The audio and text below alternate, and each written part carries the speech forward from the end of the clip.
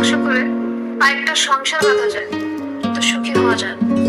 গত 5 বছরে এই জিনিসটা আমি হাড়ে হাড়ে উপলব্ধি করেছি। আসসালামু আলাইকুম। ওয়ালাইকুম আসসালাম। কেমন আছেন চাচা? আলহামদুলিল্লাহ, আল্লাহর রহমতে ভালো আছি। বসেন।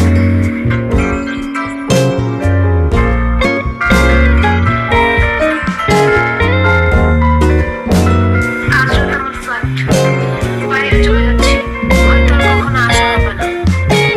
যাওয়ার আগে আপনার সাথে দেখা করার অনেক ইচ্ছে ছিল। কেন? আপনার কাছে ক্ষমা চাওয়ার জন্য। আমি অনেক অন্যায় করেছি আপনার সাথে, প্লিজ আমাকে ক্ষমা করে দিন। ক্ষমা আমি আপনাকে অনেক আগেই করে দিয়েছি, মনেও নেই। আল্লাহ তাআলা ক্ষমাশীল, তাই ক্ষমাকারীকে পছন্দ করে।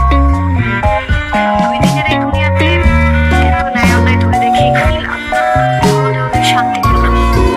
আল্লাহর কাছে দোয়া করি আপনি অনেক বড় হন আর সবসময় সুস্থ থাকুন। আমিন। আলিশা, আমি যদি আপনাকে নিজের অজান্তে কোনো আঘাত দিয়ে থাকি, আমাকেও ক্ষমা করে দেবেন।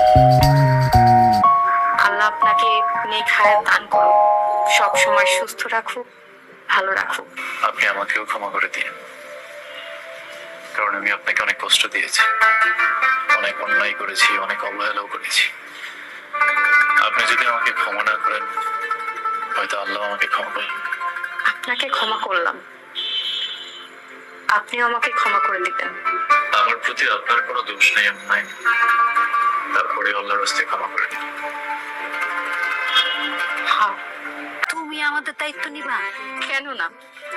এক সময় আপনারা আমার আপনজন ছিলেন।